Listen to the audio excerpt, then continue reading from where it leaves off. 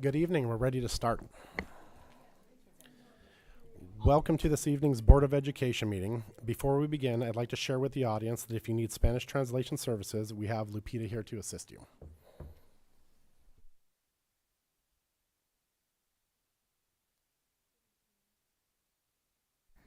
Good evening, buenas tardes.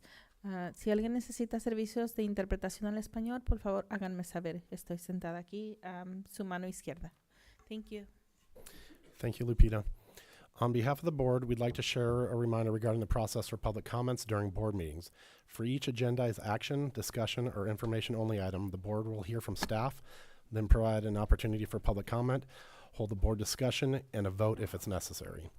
Public comment on non-agendized items will be heard during item 6, and public comment on closed session items will be heard during item 8 before adjourning into closed session. Public comment is an opportunity for members of the community to comment on items that are on the board's agenda or otherwise within the board's jurisdiction. To help us organize public comment using the system, if you wish to provide a public comment, please complete a speaker card located on the table at the entrance to the meeting room and provide it to Michelle, our executive assistant to the superintendent. Speaker cards for public comment will be accepted prior to calling of the public comment portion of the agenda item. I'd like to call this meeting to order at 5:31 p.m. I would now like to establish a quorum by roll call. Board President Jason Reminzi. Yes. Board Clerk Jake Odello. Here. Board Member Sarah Hines. Here. Board Member Matt Glazer. Here. Board Member Rita Patel. Here. May I receive a motion to adopt the agenda? I'll make a motion to adopt the agenda. Second. Board President Jason Reminzi. Yes. Board Clerk Jake Odello. Yes. Board Member Sarah Hines. Yes. Board Member Matt Glazer. Yes. Board Member Rita Patel.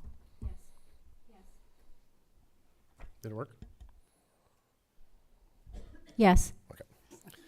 I notified the audience that open session will be audio taped, broadcast, and recorded for the district's YouTube channel. And I'd like to ask Jake to lead us in the Pledge of Allegiance.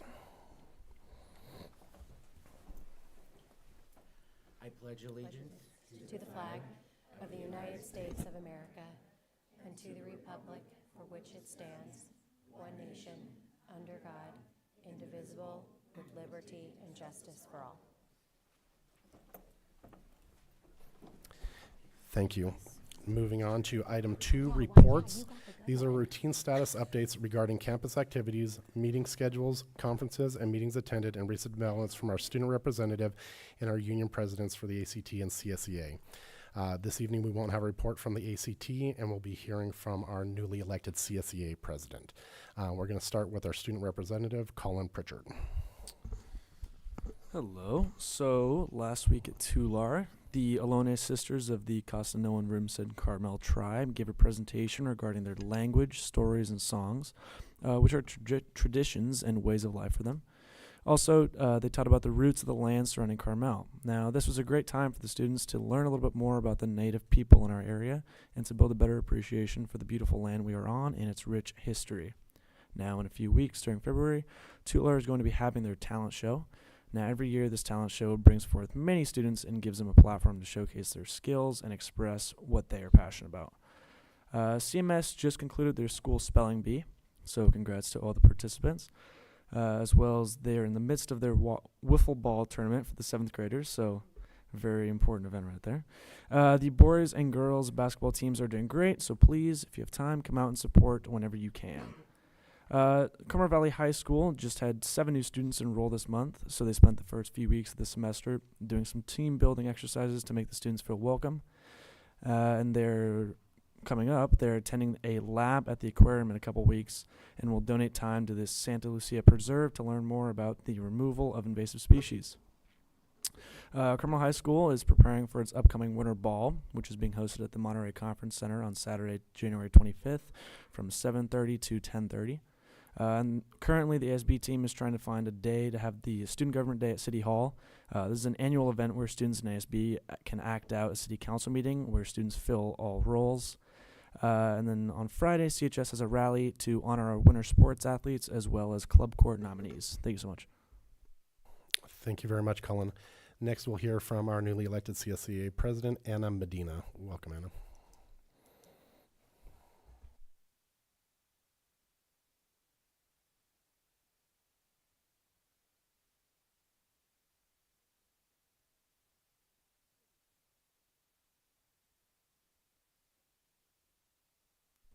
There we go. Is that better? There we go. Good evening, board members and district administration. It is both an honor and a privilege to stand before you today as a newly elected president for California School Employees Association, Chapter 190 for CUSD. I am excited to introduce our new executive board for the upcoming term. Adam Maston will be our vice president, and he is with MOT. We have Ashley Robinson, who is going to be our secretary, and she's at Tular. She is a health clinician out there.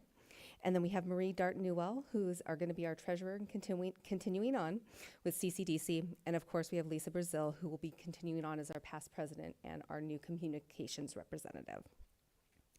We are excited to take on these roles and look forward to cultivating strong supportive relationships with you, building on the excellent work already being done to support our students, staff, and the Carmel community. Before I continue, I would like to take a moment to express my deepest gratitude to our past president, Lisa Brazil, who unfortunately is unable to be with us tonight. Lisa's leadership over the past years has been truly remarkable. Her dedication and her hard work and lasting impact she has made on the district will not be forgotten. We are deeply grateful for her unwavering commitment to our staff, students, and the district as a whole. As I step into this new position, I want to assure you that I am committed to fostering open communication and collaboration with both the board and the administration. Through honest and constructive dialogue, I believe we can continue to strengthen the school community. I am always available and to engage in conversations, whether it is about concerns, ideas, or ways that we can together ensure the best outcomes for our district. I am truly excited about the opportunity to work with all of you to continue the outstanding efforts and support our students and staff. Together, I'm confident that we can create an environment that not only meets the needs of our students, but also uplifts every member of our educational community from the classroom to the administration. Thank you for your time and your vital work, each of you, that you do every day to support our district. I look forward to our journey ahead and to work closely with you all. Together, we can achieve great things for Carmel Unified. I just want to take a moment to let you all know that with ACT and CSEA, I apologize. We would just like to thank you for the current Title IX training that has been put on by the district. It was very well received and appreciated going forward. And lastly, I just want to take a moment to thank Sharon and Craig and their team for the support and work they have put in for the negotiations that have been going forward. So thank you so much, and I look forward to working with all of you. Thank you, Anna, and congratulations and welcome to your new role. Next, we have a presentation from the Tularcito Student Council. I'm not sure who's leading this. The Student Council President?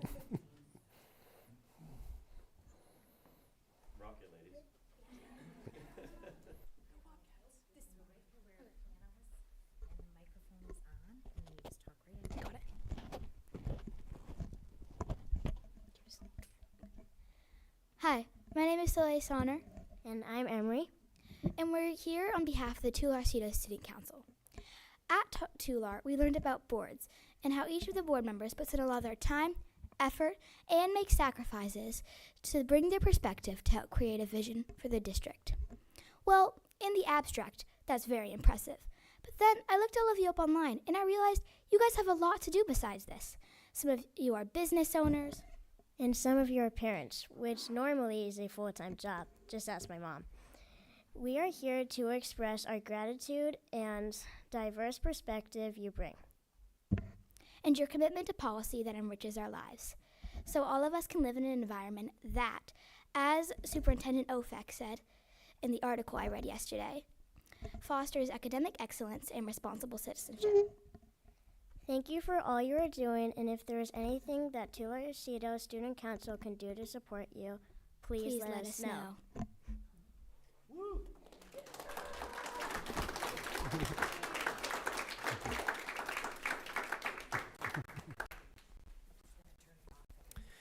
Thank you, that was fun.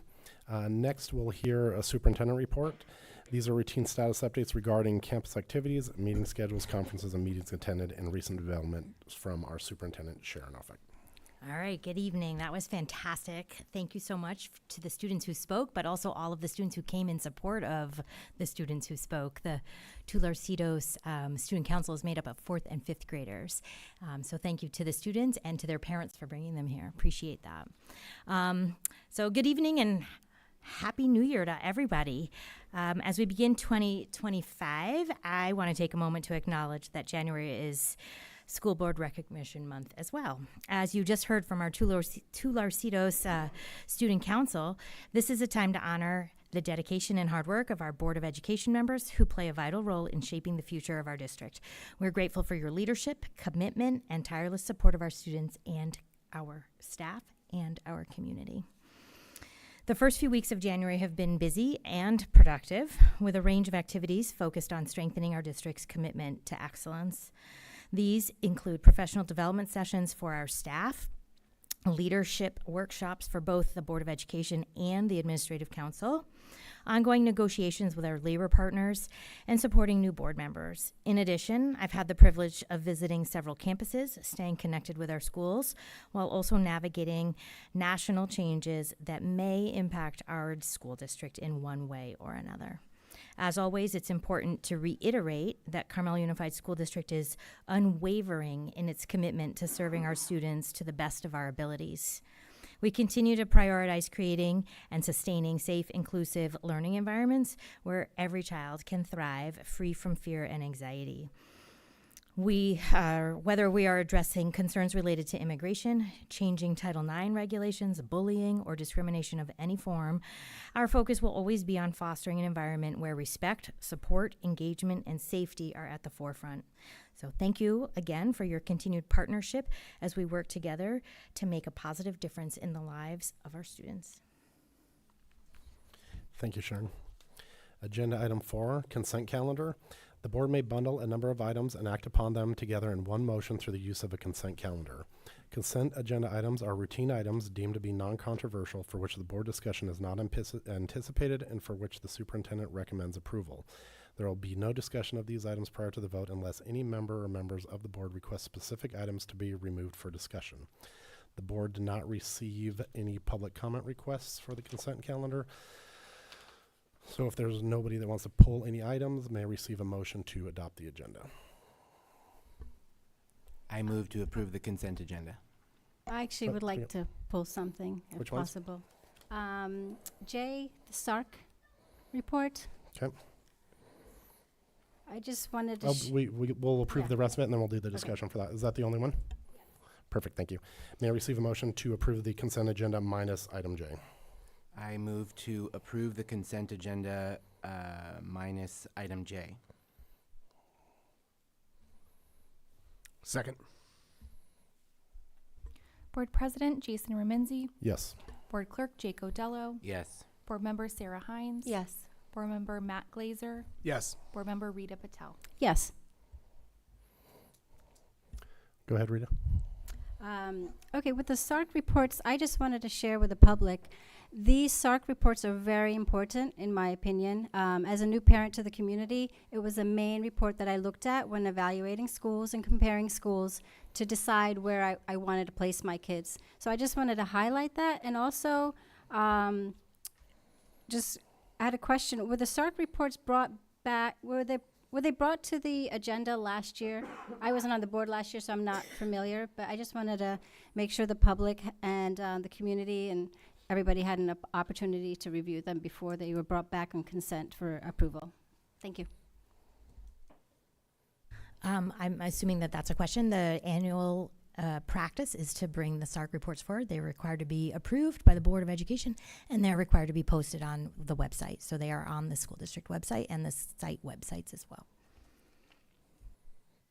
So were they brought as an agenda item, like a action discussion? Were they ever brought last year? In August or as a September, I think we presentation? discussed them. For the approval, did they present them though? It's on consent annually. No, I understand they're on consent. I'm just asking last year. I wasn't on the board. Were they brought at all by a high school presentation, like a district presentation of SARC reports for the public so they can review them and listen to a presentation? They're of them? always agendized as a consent calendar item. They're not under action. So there is not a presentation from principals about the SARC report. Okay. All the data is from last year. All the information is from last year, and all of that data has already been reported. And that Okay. is the way that it has been going on for a long time. Okay. And are they available in Spanish? They are not available in Spanish. I'm not. They are not at the moment available in Spanish. They're just being approved. So. Okay. Thank you. Are there any other questions or comments? If not, may I receive a motion to approve item J, 2023-2024 School Accountability Report Cards, also known as the SARC? I move to approve item J, the school accountability report cards.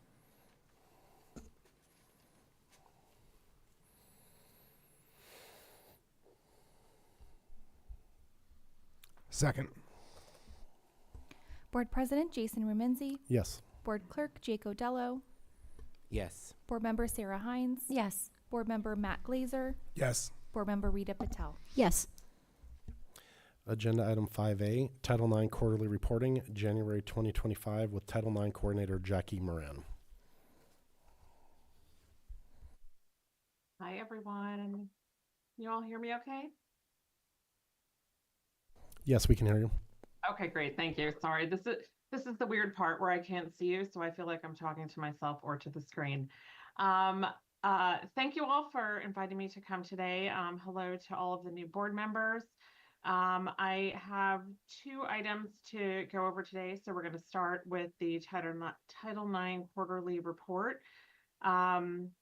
As you can see, the quarterly report that we're talking about today covers reports of sexual misconduct that were brought to the district between July 1st, 2024 and December 31st, 2024.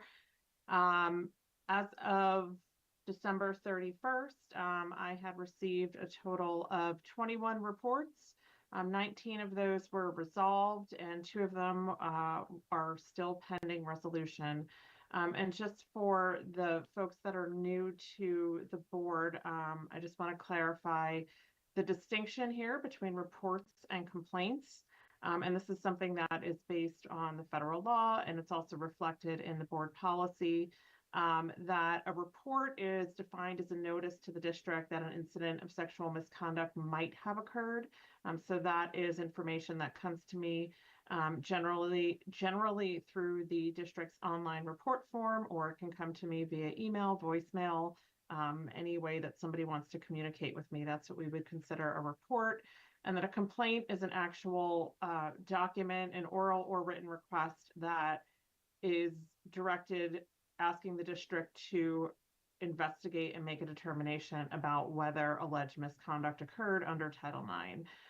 So I just want to draw that distinction to folks so that you can see why there is such a difference between the number of reports that were received and the number of complaints. And also just to note that 2 of the reports that came in were incidents that wouldn't have reasonably been considered sexual misconduct. So those are things that just on their face, they essentially came to me as the wrong person. So they weren't reports of sexual misconduct of any form. And when I get those, I refer those out to the office or individual that would be able to address them more appropriately. This is an information item, and that's it for the presentation. So this is our commitment to quarterly reporting on this topic. Jackie, are you complete? I am, yes, sorry. Okay. The board did not receive any requests for public comments. If the board has any questions or comments, we can start with Rita and work our way back this way. Okay, I don't have too many questions. However, this seems like a new process for us where we used to do it from when I was on the board. Paul Bean was our person that took care of this. So now we're going, I guess, contracting out. How has that affected any of the reporting? How has that been for the district and I guess the folks that are filing some of these complaints and reports? Is that a Is it- question for me? Yeah, I guess is there, well, I don't know if it'd be for both of you or Sharon too, because that's a big change where you're doing it in-house. I mean, everybody knew who Paul Bean was, you know, they felt comfortable or maybe uncomfortable to report things. And now we have this, I don't know, I think you're located on the East Coast and it's through, I guess, just through the internet. And so I don't know if the reporting's gone up, gone down. How has that transition been for the district? Sharon, I can't Go see ahead. you. So you can That's just tell okay. me Go ahead, what you Jackie. answer. Okay. Go ahead. Sure. So I can speak from my perspective. So I've been working with the district for about a year and a half. I actually, this is skipping ahead a little bit to my next agenda item, but I actually did come out to the district 2 weeks ago. So I was able to meet almost every employee in person. And from my perspective, it's been working really well. We've created a new system where individuals can file reports online, and that is open to any community member or staff, student. Anybody can submit a report directly to me online, and it's been working really well.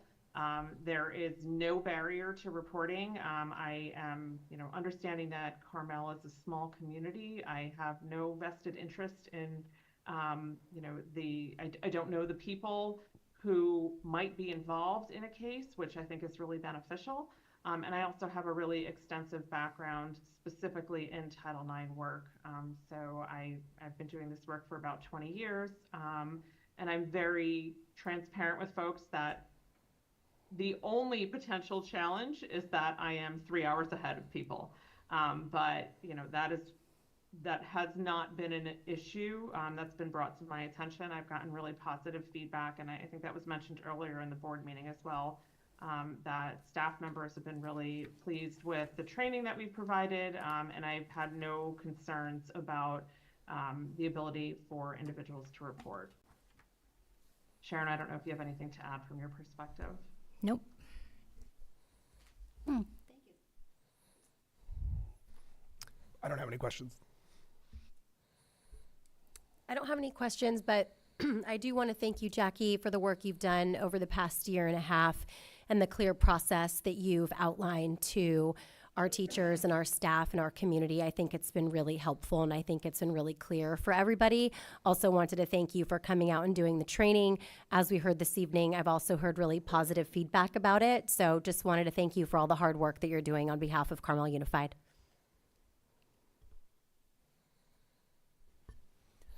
I was going to say the same thing as Sarah, so ditto. But I too have received a lot of feedback from staff, faculty, community members as well, that are very pleased with the reporting process. That the words that Jackie said, that there are no barriers to reporting and it is accessible. Clearly, reports are going in. There is resolution. Some we're working on. I don't think anybody denies that this is something that is very important and that we need to work towards. And so the district, from my vantage point, has developed a process that is accessible. It is clear. And I have heard really good things from Jackie's visit when she came on site a couple weeks ago. So I too, Jackie, really appreciate the work that you're doing. I hear good feedback, and we need to keep it up. This continues to be an important issue, and we will continue to work towards making this the best process that it can be. We're too good not to be better, and we're going to keep being better. So thank you. Thank you. Jason, I have go two ahead. more questions, if that's okay. Go ahead. Okay. Two more questions. The number of reports and complaints that we've had from July to December 31st, is that considered a lot, or how would you categorize the number of complaints that we get, and how does it compare to the year before? So I can't really compare Carmel to other districts just because every district has its own unique, its own unique environment, its own unique climate, and there's a lot of factors that go into whether or not, I can't really say whether it's high or low. I think that's a very subjective opinion. In terms of last year, I'd actually have to go back and look at our report from this time last year, and I don't have that at the moment, but I imagine that would be available online if you wanted to go back and take a look at the reports from last year, because we were doing this at that time. I will put in a note that I fully expect our reports, our number of reports, to go up following my visit in January. I can already tell you now I've received a significant number of reports from just, from when I got home on January 11th until now. And I think that's great. I think the more people know that they can report and the more people know how to report, the more we should be expecting reports to come in. That doesn't mean that there is more sexual harassment happening. It just means that more of it is being reported. Thank you. Did you have another question? No, it was those two. Just That was it, compared, okay. like, yeah, Yeah, thanks. anecdotally, what I've noticed is that as people are getting trained more, they're reporting more, and I'm happy that we have Jackie, because there was, since we were on the board, we've gone through the Me Too movement, and there's more recognition of the sexual deviance or problems in the world. So I'm happy that we have an expert that's keeping up with the laws all the time, because I think they just rolled them back to 2020 a couple weeks ago is what I saw in the news. And I have no other comments. Jackie, thank you for the information. You're welcome. I just want to thank you, Jackie, for underscoring the point that the more reports that come in doesn't necessarily mean an uptick in sexual harassment, because I think that's sort of the natural perception that people will have. Right. But like you said earlier, something might come into you and you might simply be the wrong recipient of that report. So I just want to make sure that, we sort of keep reiterating that to our community and our staff, because I don't want the numbers to be misconstrued. And I do thank you for sort of articulating that, now that you've been here, there will be an uptick, right? Because I think that will be alarming for some. Yeah, I agree. And with no other board comment, Colin, do you have any comments or questions? Yeah, I just want to say thank you so much. I think that the work that you've been doing, the work that the board's doing, the work that our admin on campus have been doing has really helped build focus around this issue. And I know a lot of students on campus are very passionate about resolving it. So I think it really comes down to you bringing this forward is what makes it happen. So thank you so much. Welcome.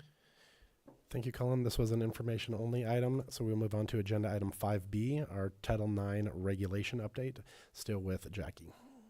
Great. So as we've talked about, I came out to Carmel I think it was 2 weeks ago, January 8th, 9th, and 10th.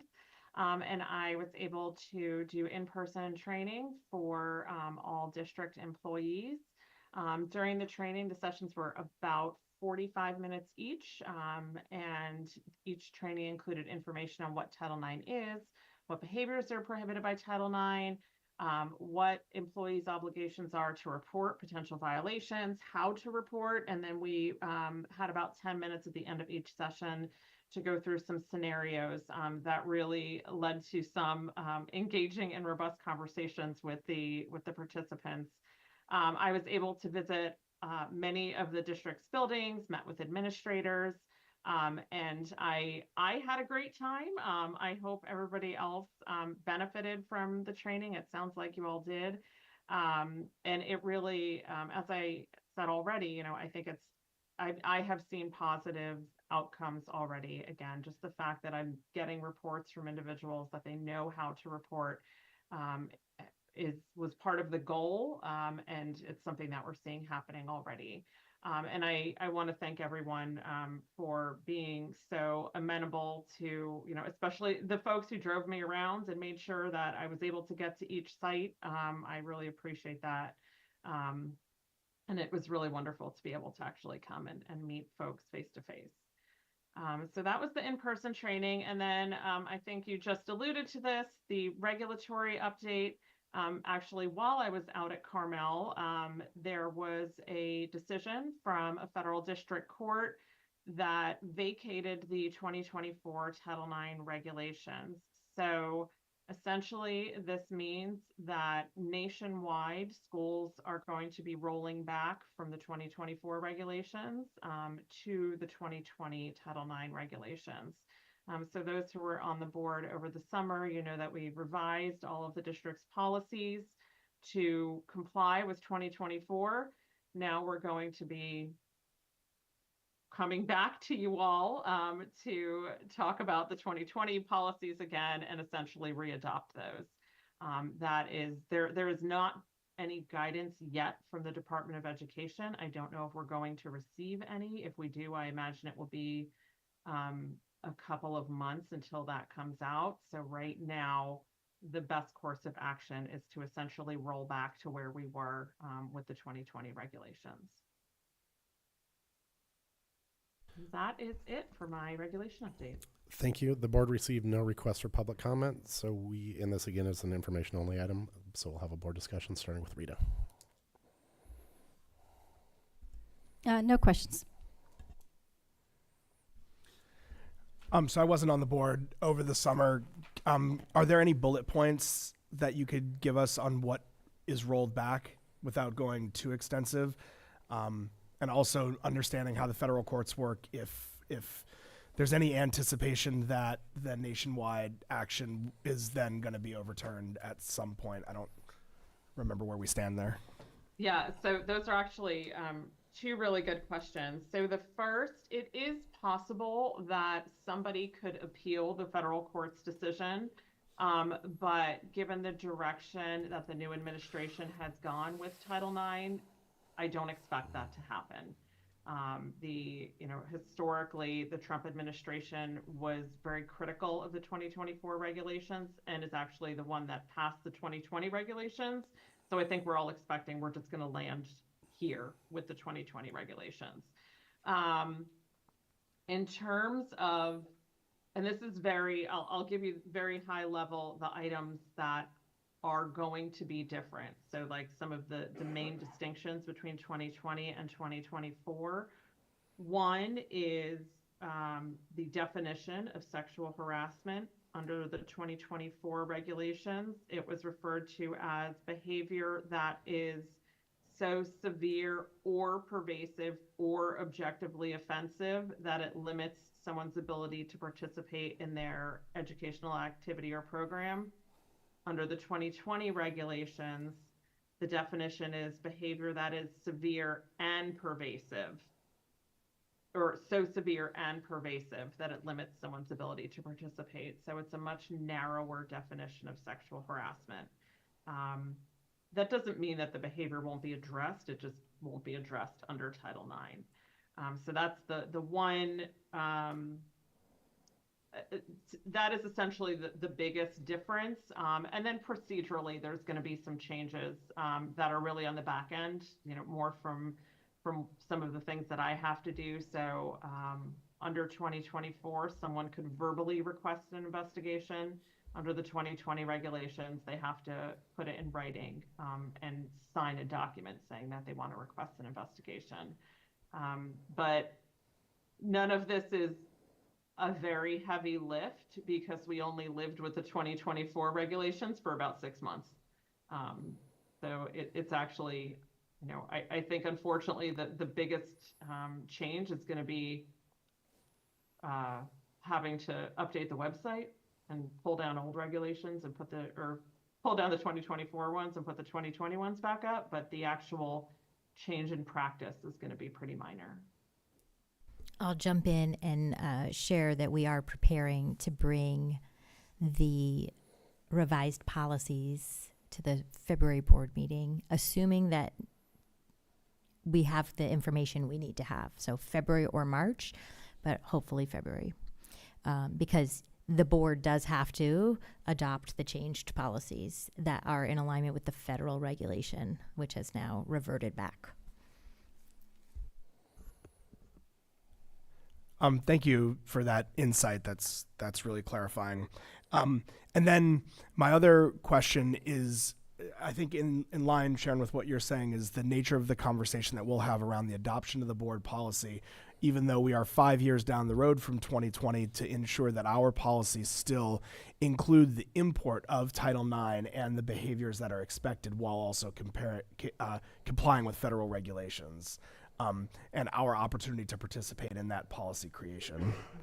So that happens through our Board Policy Review Committee, and the California School Boards Association typically provides a boilerplate policy for us to build off of, or to just adopt in alignment with the law and the regulations. California has its own set of laws and rules around this type of discrimination and harassment, so that has to be factored into these policies as well. They are a conglomeration of both state and federal regulation. Great, thank you. I don't have any questions, thanks. I really liked all of Matt's questions. I need to go sit down on that end of the table and so I can ask my questions. But Matt, thank you very much. My only question is, who is managing this process? Jackie, do you manage the process of changing the policies, or does that come out of your office, Sharon? We're in partnership, Jackie and I, because we have to make sure that everything is in alignment with all the different regulations and that it's implementable, which is, I think, a newly invented word tonight. But that being said, we work together. And then we work with the Board Policy Review Committee to review the policies, and then they come here to the Board of Education for approval. Okay, thank you. My questions were previously answered. Cullen, do you have any comments or questions? I do not, but thank you. Thank you very much. Again, this was information. Go ahead. So the board policy, the policy committee will review it. Who's on that committee again? Is it for the board policy committee? We have new board members here, but we're going to have Sarah Hines and Matt Glazer. Okay, so they'll review the policies, and then will they come to us redlined or on the action discussion part of the agenda? Yeah, if you want to look up what we did to adjust to the 2024 regulations, I believe it was the July board meeting that we brought them to, because those went into effect July 1st. So you can see the example. Okay. I mean, that's and then they'll be brought you'll back see on it. consent for approval. No, it's not a two-meeting No, thing. It's No. not a two-meeting I thing. think we stopped that practice. So previously we used to do a first read and then bring it to an agenda item. We felt like that was a little bit clunky because I don't know that, I just don't know that it was the most efficient way to do that. So for now, we've decided just to do one read with the red lines, and everybody can review it when the board packet comes out. Okay, so that one read, though, is on action, right? Discussion part? Okay. Thank you. It's action. Action. Okay. And Cullen had no comments, but that did open up a question for me. So when a policy comes in like that, that's so highly regulated, like 29 by federal laws, state laws, ed code, and CSBA's offered guidance, which has a building full of lawyers, how much room is there for us to adjust that to suit our needs at Carmel Unified? Or do we almost need to adopt it as it sits to not open the district to liability? That's a good question, and I would say that there is very minimal room. Very minimal room, because again, we're trying to align to all of the expectations and all the rules. But one element, for example, in the currently adopted policy is that employees have 24 hours, like one day, to report when they find something out. That is not technically in the 2024 federal regulation. So we could change that. There's other language, but so the practice that we could talk about, and I brought it up when I brought the policies forward, and I said that was the recommendation from the California School Boards Association, and we're going to go with the recommendation, and if we find that that is a hindrance or not being adhered to or difficult or challenging, we would return with some revisions or recommendations or whatnot. I think you see we're getting reports, which is a good thing. So, you know, we're inclined to keep it the way it is in that regard, which is in alignment with the CSBA recommendation, but it's not, that's like the only thing I can think of off the top of my head that we could potentially adjust a little. But you don't want to make it endless and limitless either. These are important, critical issues where people need help and support, and a response needs to be provided. So you don't want to sit on information, and that causes a whole set of other problems. Thank you for the clarification. If there's no other questions or comments, we'll move on to agenda item 5C, presentation. Oh, sorry, Jackie. I think you're at the end of your presentations. Thank you for attending. Have a good night. Okay, bye. Agenda item 5C, presentation of audited financial statements for the fiscal year ended in June 30th, 2024 with Chief Business Official Yvonne Perez. Yes, good evening. Tonight we have the opportunity to review the audit report for the fiscal year ended June 30th, 2024. The annual audit is not only a legal requirement, but also a critical process for ensuring the district's financial integrity and compliance with state and federal guidelines. The report provides a thorough examination of our financial statements and also compliance with certain regulations, such as instructional minutes. So along with supplementary information required of school districts, and it also offers insight into our fiscal health and operations from a third party. So to guide us through the report, we are joined by Christy White, who is a partner with her own company, Christy White Certified Public Accountants. Kyle Montgomery with her company, a partner with her firm, was the lead for the audit, but he's at home enjoying a new baby. So Christy White is joining us tonight. She brings extensive experience working with school districts and will highlight key findings from the audit, address any noted recommendations, and answer any questions you may have. So with that, I will turn it over to Christy White. Thank you very much. It's a pleasure to be here and meet you, board members, superintendent. And yes, it's our first year doing your audit, so I'm happy to be part of your team here. And we do a lot of work in Monterey County, and it's nice to include you. I'm just going to kind of go through the highlights, a little bit of background on the scope of the audit and what we look at, and then we'll kind of go through a few key pages, and then if you have any questions at any point, just let me know. The audit's very extensive. There's actually 3 audit reports in here. So there's the audit report on the financial statements, on federal compliance, and then on state compliance. And so not only do we spend a lot of time working with the business staff and auditing the books, looking at internal controls over all the financial systems that you have, but we also spend a lot of time working with the educational side of the house where a lot of the compliance happens. We also go out to the school sites, so we test attendance accounting. Even though you're a community-funded district, you're still required to keep records like everyone, as well as instructional time, which she mentioned, and student funds. So the first opinion is, I think, on page 1, and this is on the financial statements. And in the second paragraph, it says, in our opinion, the financial statements are fairly presented in all material respects. So that's the best opinion that you can receive on your financial statements. So good job there. The financial statements themselves start on page 14. And, excuse me, not 14, on page 12. So particularly if you're new on the board or you're new to governmental accounting, I'll just very quickly kind of show you what we have here. But starting on page 12, these are what we call the government-wide statements. So it's all the funds of the school district combined on a full accrual basis of accounting, which means adding in capital assets and long-term debt. This is the only place where you see this presentation. So governmental entities work on a very current near-term type of a budget. Revenues come in, they're apportioned by the state, the federal government, where you collect taxes and then they're spent, right? But in this presentation, you'll see the whole picture, if you will. And then, so both the balance sheet, which includes your major assets such as obviously cash and the county treasurer particularly, receivables, capital assets, and then on the liability side, you have your payables and then your long-term liabilities, which we're going to talk about a little bit more.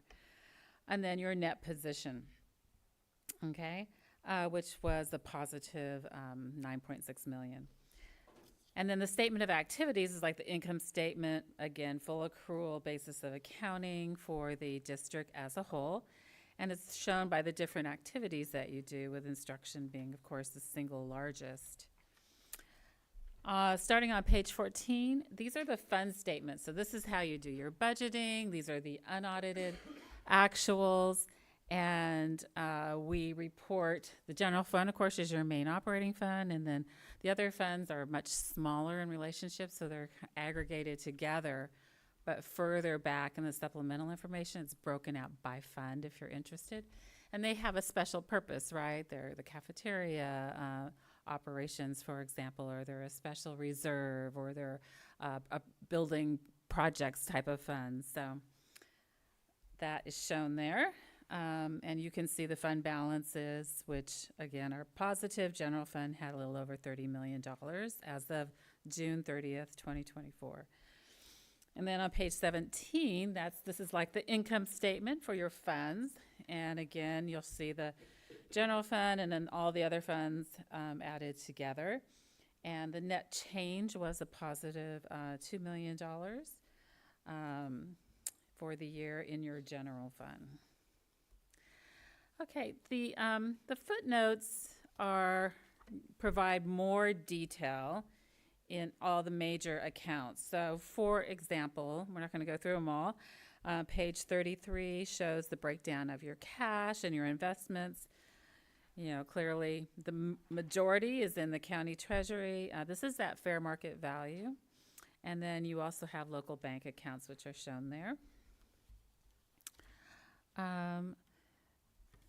Let's see, I'm going to skip over. I want to talk about long-term liabilities on page 38. And so you'll see here that you have general obligation bonds. So these have been outstanding for a while. You're paying them down, and you pay them down through property taxes, right? So there's no effect, if you will, on any of the revenues of your general fund in terms of having to fund this obligation, right? The taxpayers, when they voted to approve the bond, obligated themselves to pay these down. There's compensated absences, which is like your vacation accruals for your employees. The next we have is other post-employment benefits. So these are like retiree health benefits, which you've contractually obligated yourself to pay down through your union contracts. And there is an actuarial evaluation that's done to come up with this number. So this is the big number.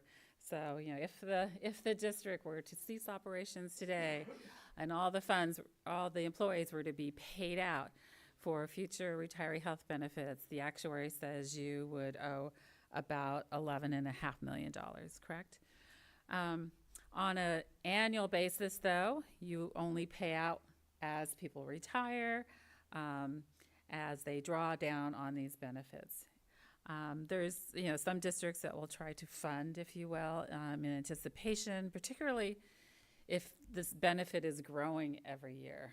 So if there's a growing liability, there might be more reason to maybe set some money aside to meet that obligation instead of just paying as you go. So that would be one thing to kind of track, I guess, as a board. And you can see here it actually did go up. There's so many factors that go into these actuarial studies, a big one being the cost of healthcare, right? So then the net pension liability, we can thank the state of California for that. So that your CalPERS, your CalSTRS, and your employees receive those benefits. And so those are the future, again, obligations for pension down the road. And unfortunately, we have no control at a local level of these rates. They're set by the boards and by the funding mechanisms at the state level.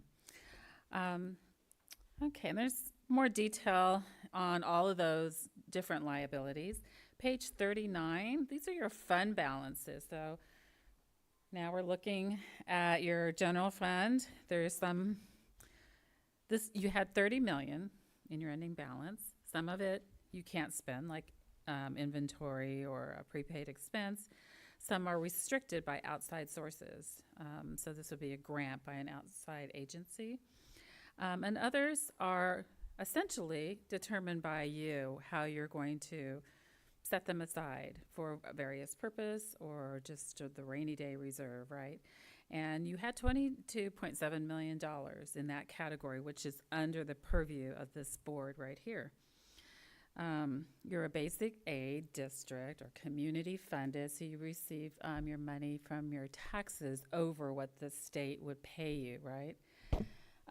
So prudently, you have a reserve because we know that property taxes can be more volatile than the state's cost of living. But clearly, it's a benefit to be in your position to have more funding per pupil than other districts in the state that are not basic aid.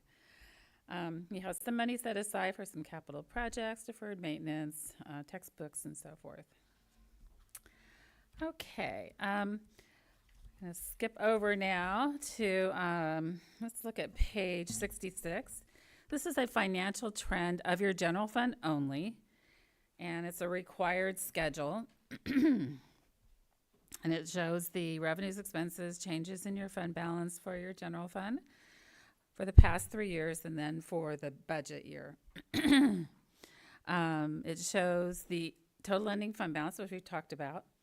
The available reserves are those that are reserved for economic uncertainties. So they're not your total available reserves. You have more than that, but these are the ones that you've kind of carved out to show to the state, to the county, that you're in compliance by having this reserve that's basically free for whatever you need it during the year.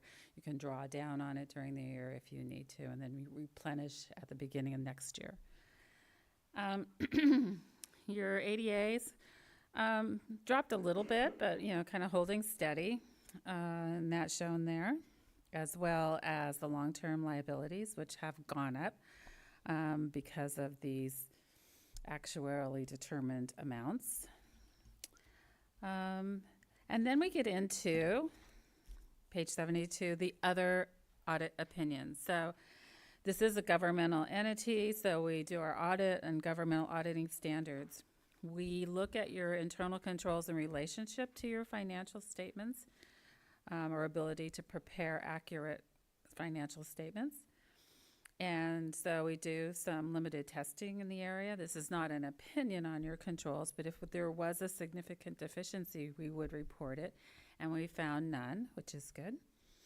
And then on compliance, we do a lot of work in that area over laws and regulations, and we found no instances of compliance, of non-compliance, I should say. Page 74, this is your opinion on federal programs, and I think we tested special education. And in the second paragraph, in our opinion, the district complied in all material respects. That's the best opinion you can receive. You are a low-risk entity because you have not had audit finding in federal compliance for more than 2 years. So that's good. And so that's the best opinion you can receive.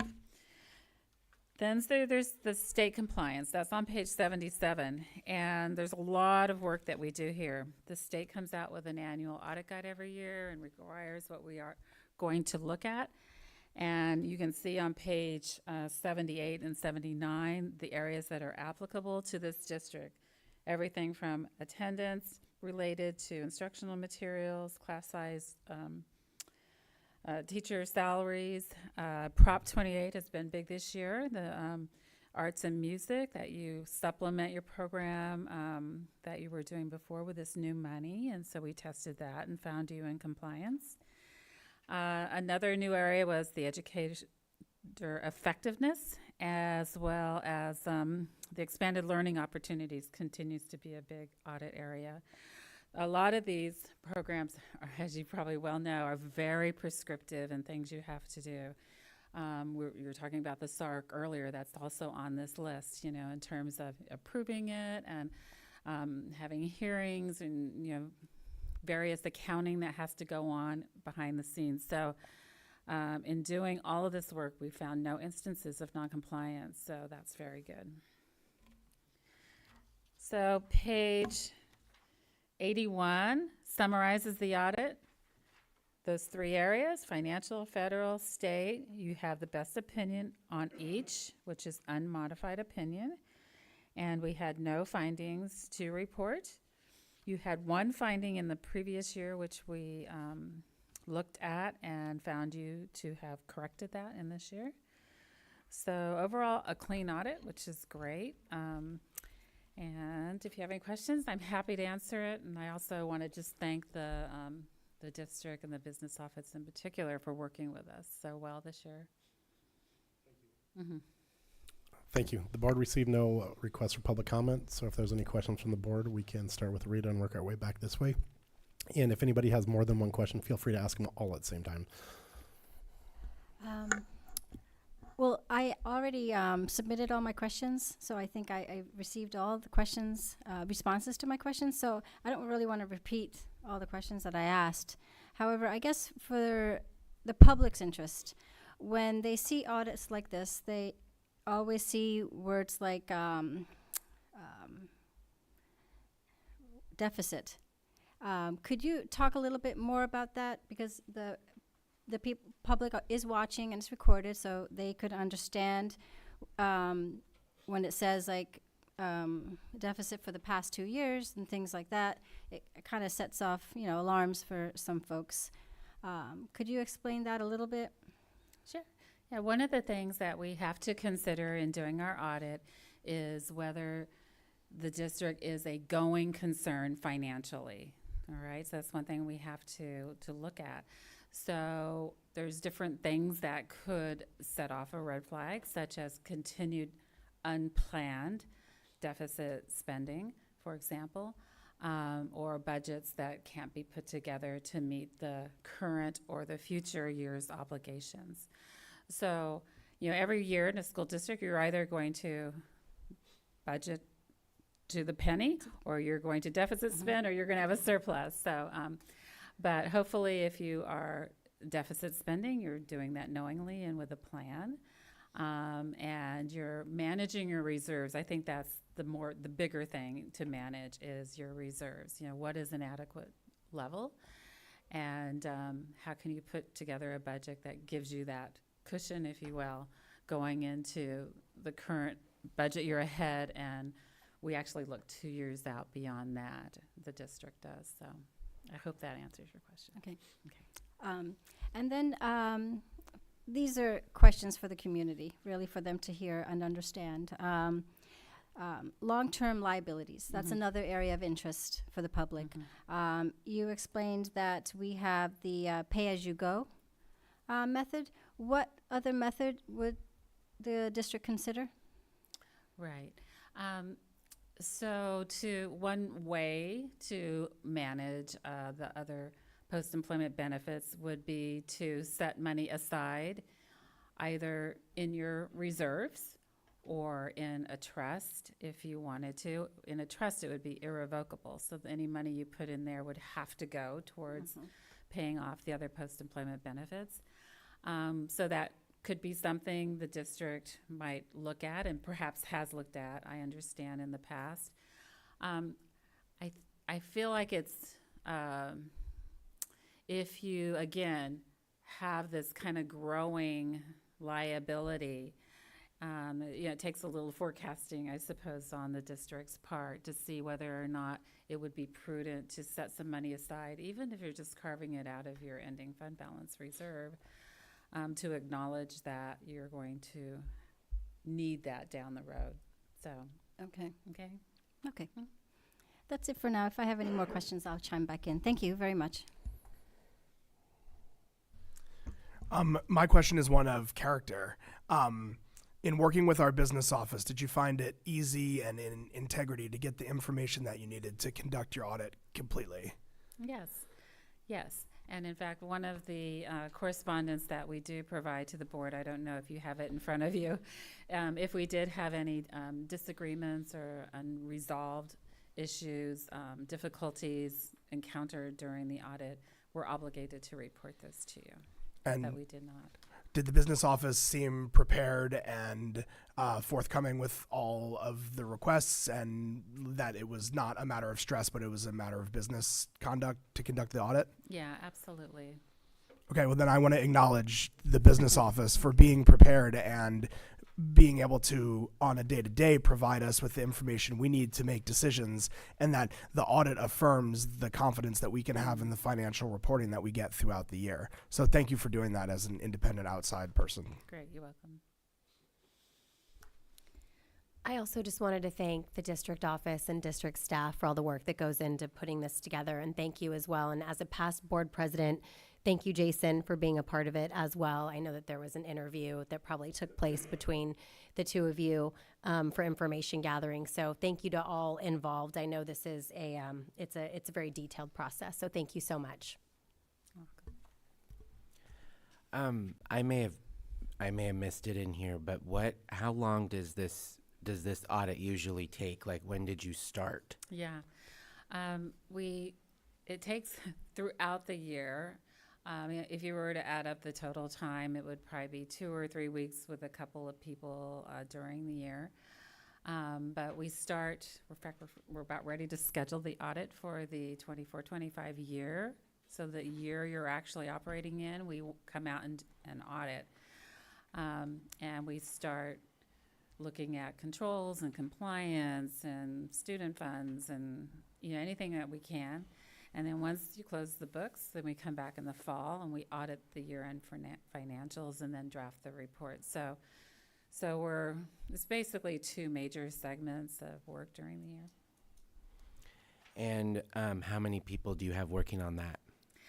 Well, we have Kyle Montgomery is your audit partner, and then we have a manager, a supervisor, and a staff person. So we have a full team. A full team of people. Yeah, and they have their different roles. We use a secure portal, which really helps to make the audit very efficient and effective too, in that the district can upload data. We put the data request out, and as they're doing their work, they can just upload it, and we have people that can grab it and audit it, and if there's any questions, they return it. So we communicate that way. And then we're always available to come on site too if requested or needed to look at volumes of documents that might not be electronic. Perfect, thank you. So Okay. it sounds very much like a thorough process, and to have been able to render an opinion of unmodified opinion, and I understand that that's the highest ranking that one could get. How many audits do you do that are unmodified in your experience? Sure. We only audit school districts and charter schools, and I would say the majority, with only a few exceptions, have unmodified. Their school district environment is somewhat unique in that there's so many levels of oversight between the county office and the State Department of Education, the State Controller's Office. So, and there's a lot of standardized account codes, and governmental auditing standard. Everything is very standardized. Not that it's always easy to meet, but most districts do. Some will have findings, but the findings don't rise to the level where we would modify the report. It have to be a material. And we have a few every year, but not here. Great, thank you very much. Okay. I appreciate that your crew handles this auditing so it doesn't fall on me or the rest of us as board members to have to audit this and be the watchdogs on top of this. I have no other questions or comments. Thank you for the thorough report, and I appreciate that our business office was able to service you. If nobody on the board has any further questions or comments, we'll go to Cullen for questions or comments. I do not, but thank you. This presentation was very interesting. Thank you so much. I'll make a motion to approve the audit report for the fiscal year ending in June 30th, 2024. I'll second. Board President Jason Remenzi. Yes. Board Clerk Jake Odello. Yes. Board Member Sarah Hines. Yes. Board Member Matt Glazer. Yes. Board Member Rita Patel. Yes. Thank you all. Agenda item 5D, new phone system for Carmel Unified School District with 101 voice on California Multiple Award Schedule, CMAS, purchasing vehicle number 3-24-05-1063 with Senior Director of IT, Manny Carrera. Good evening, everyone, and thank you for allowing me to present today. I am Manny Carrera, Senior Director of Information Technology, and this is my first time presenting to three of you, so thank you. I'd also like to introduce to my left Victoria Martin, who is our district's very talented network manager. And this item is a recommendation to change from our existing phone system called FortiVoice to a new vendor called 101 Voice. Our current system was we initiated our contract with FortiVoice in 2020, and I'll direct you to the second column here. This is a breakdown of the net spend with our existing vendor from 2020 through 2025. The initial implementation cost $178,367.12. We also ordered professional services of $8,000 for their pro support to help us implement the phone system. Between 2020 and 2025, we've purchased $29,622. This is mostly additional licenses and phone handsets from the vendor. And then we've paid AT&T $210,000 approximately during that time period for monthly charges for lines associated with our phone system. So these are AT&T's services that feed into our phone system. The net spend is $425,000, $425,989.60 over the course of 5 years. As we do with most multi-year implementations, prior to renewal, we have to do a needs analysis to determine whether this existing solution is still what's right for Carmel Unified School District.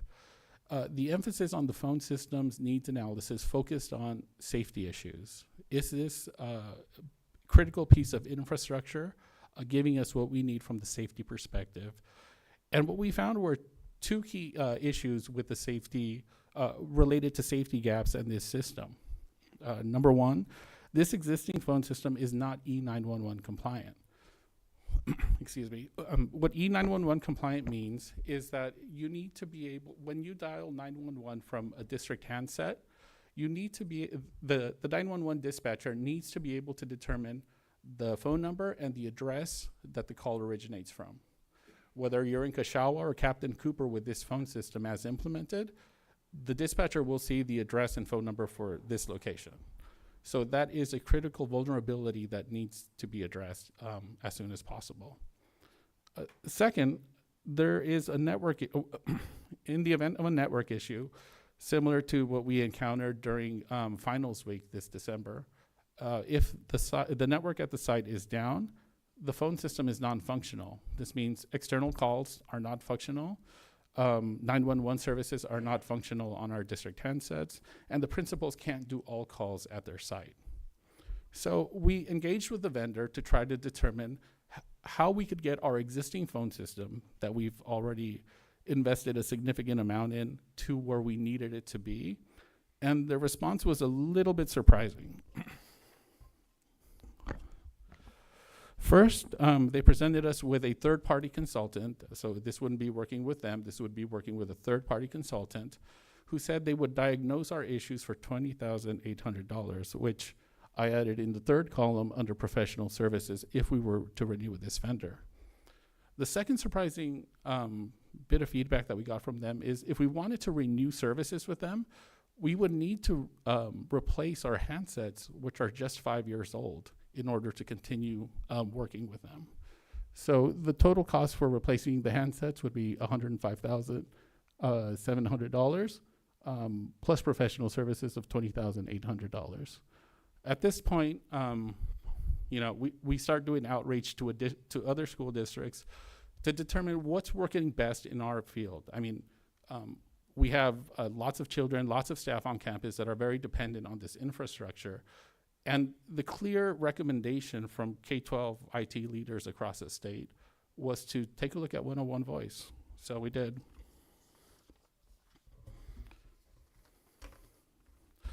After our discovery process with 101 Voice, what we found was that on day one, their phone system is E911 compliant, but they go a step further.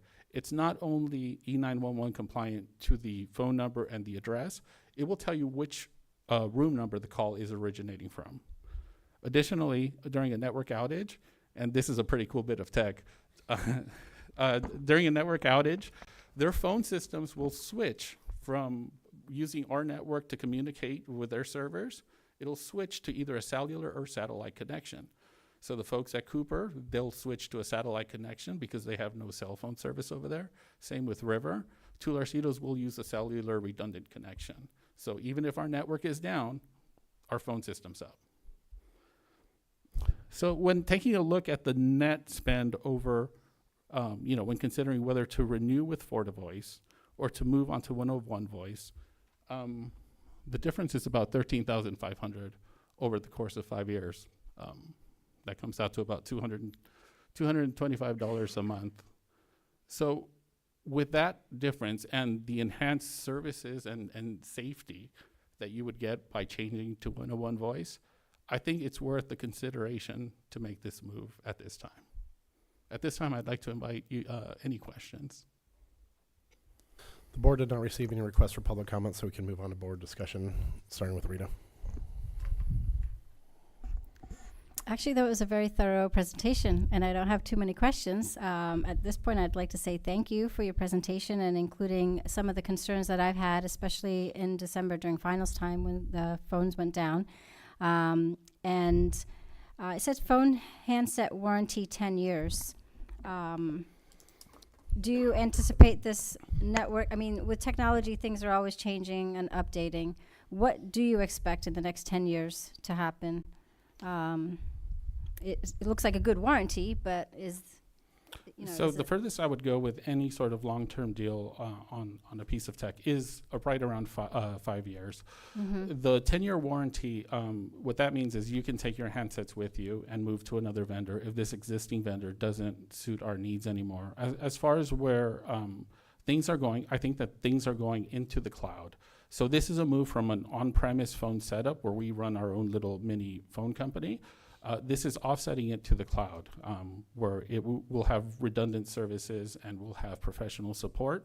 Our service level agreement with 101 Voice would be a max of 4 hours for resolution on any issues that we encounter. Okay. I think that sort of uptime is necessary given all of the inclement weather and natural disasters that we've experienced the past few years in this area.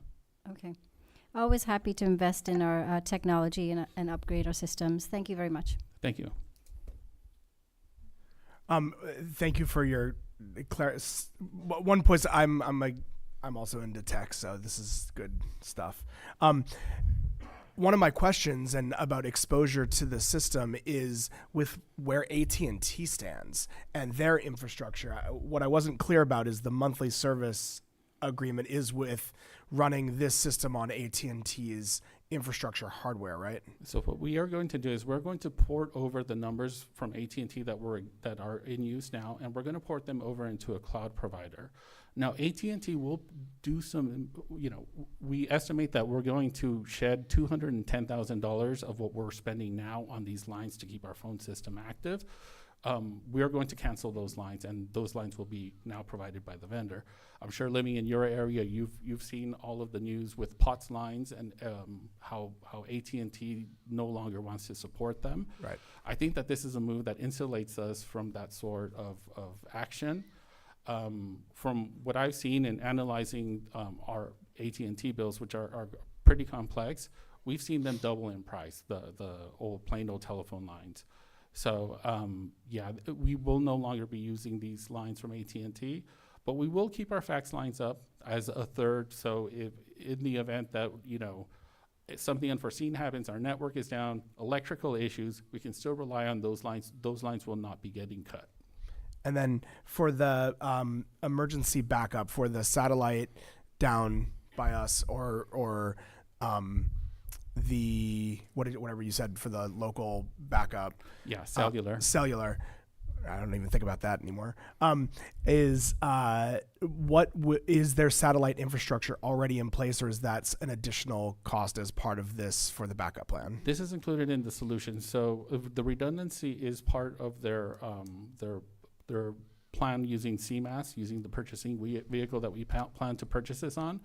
I think that this vendor is very hyper-focused on the K-12 space and the municipal space, and they know that uptime can lead to some pretty stressful situations. So, yeah, it's included with their service.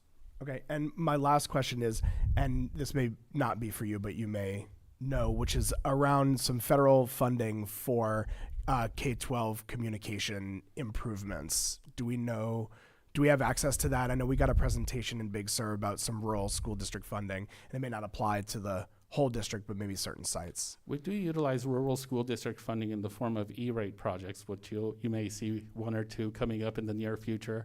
In terms of we use CalNet for our telecommunications, and both AT&T and 101 Voice use CalNet in order to get us those discounts. Great. Thank you so much. You're welcome. I don't have any questions. Thank you for a thorough presentation and all the research and work that went into this. I appreciate it. Thank you so much. I don't know anything about technology. It just kind of shows up here for me. So this is excellent. And thank you so much for what you guys do, because it's just magic to me. And so but I think what's important to know, and what I think is so healthy, is that you identified a problem. We have a problem, and you thoroughly investigated a solution and are presenting a solution that is a really good solution for our entire district. So that methodology and this presentation that you're doing here, I would think, is a model for everybody, for the district team. I don't know if I can say that. Sorry. But I think it's just great preparation and a great problem to identify and a solution. So thank you. And thank you for making all these things work. Thank you so much. Thank you for the presentation. And a little known fact about me, as a former IT professional, specifically working with telephony and network administration, that was a very thorough presentation and about as good as it gets. And I understand the cloud-based thing, that now you have redundancy with server farms or multiple places to hit. I'm really surprised that the old solution couldn't provide an E911 much easier, because it should be able to tie it through their system to just kick it onto 911 with the IP address or MAC address that it's coming in from. I didn't really understand that part of it. We share that same concern. So the way their infrastructure works is that they have survivability boxes at each site that are supposed to do that.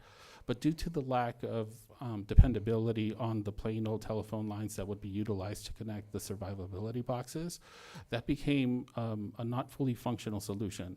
That was compounded, I would say, I'll be gentle here, but that was compounded by the vendor's stance that if we needed support configuring that, we would need to engage in one project that would perhaps result in 2 or 3 subsequent projects with a third party, rather than being able to get the solution from the vendor themselves. So what I've understand is during the 5 years that the implementation has been in place, there have been several attempts to get it there, and we've encountered roadblocks along the way. But yeah, I share your same sentiments. I think that this solution should be able to do that. We just haven't found the correct answers. And to the idea that we need to replace something as durable and as steady as a phone handset every 5 years in order to maintain licensing, that seemed like the perfect time to reevaluate whether we wanted to continue with this vendor. Yeah, that sounds predatory to maybe 5 years, but 10 years is a significant lifespan for any electronic. Right. I don't think any of us have a cell phone 5 to 10 years old anyways, but handsets sitting on a desk, I can see it. So thanks again for the thorough presentation. If there's no other board comments, Cullen, do you have anything? Yeah, I just want to say thank you for finding a solution. I think you deserve a lot of recognition for being able to find something so quickly. And then in the case of whether it's a storm or whatever may happen, I think it's great to have a fail-safe. So thank you so much. Thank you. I'll go ahead and make a motion to approve the new phone system for Carmel Unified School District with 101 Voice on California Multiple Award Schedule, CMAS, purchasing vehicle number 3-24-05-1063 in the amount of $350,000, wow, 350,3941. I'll second. Board President Jason Remenzi. Yes. Board Clerk Jake Odello. Yes. Board Member Sarah Hines. Yes. Board Member Matt Glazer. Yes. Board Member Rita Patel. Yes. Thank you. On to agenda item 5E, ratification of memorandum of understanding between CUSD and CSEA and its chapter 190 regarding the 2025-26 and 26-27 12-month work calendar with Chief Human Resource Officer Craig Chavez. So this one I'll be brief. I don't know that it takes a lot of requirements in terms of explanation, but it is an attached MOU that finalizes the agreement for 25-26 and 26-27 for the 12-month work calendars for our CSEA or classified employees, which include the identification of all paid holidays as outlined in Article 5 of the collective bargaining agreement. So this allows us to go ahead and place those and get them into our system and get everything set up for the upcoming years. There is one note, the attachment was updated. We did find that the second date, it's that thing that happens at the beginning of every year. You didn't write the next date, so there were some corrections. Those were initialed so that you know that they went through the same process to make sure that they were correct. The calendars that were attached were always correct, so it was just updating those years on the second set of dates that are there for you, and those copies were provided to you and were available for the public. Any questions? The board did not receive any requests for public comment. Are there any questions or comments from the board? Looks like nothing. May I receive a motion? I move to ratify the MOU between the CUSD and CSEA and its Chapter 190 regarding the 25-26 and 26-27 12-month work calendar as presented. Second. Board President Jason Remenzi. Yes. Board Clerk Jake Odello. Yes. Board Member Sarah Hines. Yes. Board Member Matt Glazer. Yes. Board Member Rita Patel. Yes. Agenda item 5F, memorandum of understanding between the CUSD and CSEA and its chapter 190 regarding a new job classification, still with Chief Human Resource Officer Craig Chavez. And this item is not as typical, and so I'm going to spend a little bit more time on this. An existing job classification titled Health Services Technician addressed some health support needs, was identified as insufficient to provide the student support required in one of our district's students' IEPs. Although the required service has been provided and has continued to be provided, CSEA and the district worked together to create a new job classification which accurately represents the work of the employee.